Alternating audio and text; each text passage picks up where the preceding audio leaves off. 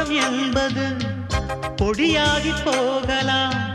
பொன்னாரமே நம் காதலு பூலோகம் தாண்டி வாழலாம். ஆகாயம் என்பது இல்லாமல் போகலாம். ஆனாலுமே நம் நேசமே ஆகாயம் தாண்டி வாழலாம். கண்ணீரில் ஈரமாகி கரையாச்சு காதலே. கரை மாற்றி நாமும் இல்லை கரையேற வேண்டுமே. நாளை வரும் காலம் நம்மை கொண்டாடுமே.